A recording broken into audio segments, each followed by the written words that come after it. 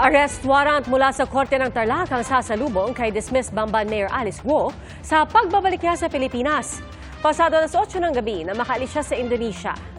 Bukas sinasang dadalhin si Alice Guo sa Senado kung saan unang naungkat ng mga tanong ukol sa kanyang pagkakakilanlan at koneksyon sa Pogo sa Bamban, Tarlac. Mula sa Pasay, saksi live si Rafi Tima. Rafi? Pia, atong pasado alauna medya na madaling araw, inaasang darating dito sa NAIA si dismissed Mayor Alice Guo. At dito sa isang private hangar, diretso yung eroplanong kanyang sinasakyan. Kasama rin sina DILG Secretary Benher Abalos at PNP Chief Romer Marbil. Dito na rin siya sasailalim sa immigration procedure at dito na isisilbi yung arrest warrant laban sa kanya mula sa Tarlac para sa isang kasong graft. At dito rin siya isasailalim sa booking procedure at medical check-up bago siya dalhin sa Campo Crame kung saan siya magpapalipas ng gabi.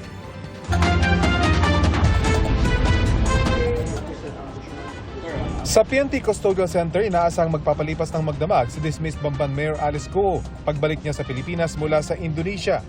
Bukas siya dadalhin sa Senado kung saan may arrest order siya dahil sa ilang beses na di pagsipot sa mga hearing. Sa Senado, unang naungkat ang mga kwestiyon sa pagkakakilanlan ni Guo habang sinisiyasat ang kanyang pagkakaugnay sa niraid na Pogo sa Bamban, Tarlac na umuupa sa Baofu Land kung saan naging incorporator si Alice Guo. Pero ang iginigit noon ni Guo, ibinenta na niya dati ang kanyang share sa Baofu. Hindi po ako konektado, hindi po ako operator, hindi po ako protector o cutler po ng Pogo. Wala po akong kinalaman sa kanilang operation at sa kahit anong gawain sa loob at labas po ng Pogo. Kalaunan sa mga hearing, nauwi ang mga tanong sa kung sino ba talaga si Alice Guo. At lumabas sa pagsisiyasat ng NBI at COMELEC sa fingerprint ni Guo. Pareho ang kanilang fingerprint sa isang Guo Huaping na Chinese citizen. Ako ay po isang Filipino. Lumaki rin po ako na alam ko po ako ay isang Filipino po. Ayon sa DOJ, anumang araw, isasalang sa korte ang kasong qualified human trafficking laban kay Guo. Meron siyang kaso na non-bailable. We expect it to be decided very soon ng prosecution. Pag pinasa court yan, no bail yan. Hindi nag-aalala si Justice Secretary Jesus Crispin Remulla sa posibilidad na muling tatakas si Guo dahil oras na may maisampang kaso sa korte, sabay na ring lalabas ang hold departure order laban sa mga akusado. Sabi rin ng DOJ, wala pa silang natatanggap na opisyal na request kaugnay sa Australian fugitive na si Gregor Johan Haas. Si Haas ang puganteng ayon sa news agency sa Indonesia ay hinihingi umunong kapalit para kay Alice Guo.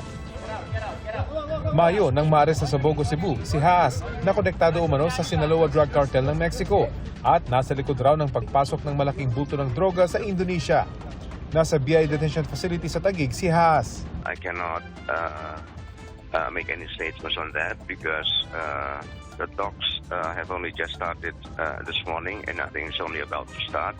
So I don't have any information to disclose. So far, wala pa kami information na ganyan. Wala ho kaming contact with anybody about the prisoner swap.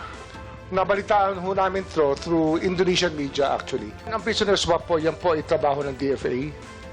Kung meron pong request ang Indonesian government, sa DFA po padadaanin yan.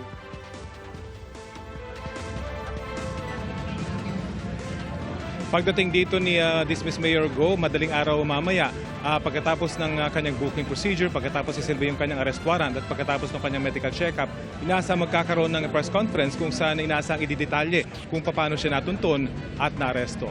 Yan ang latest mula dito sa Andrews Road, dito sa May Pasay. Ako si Rafi Tima, ang inyong saksi.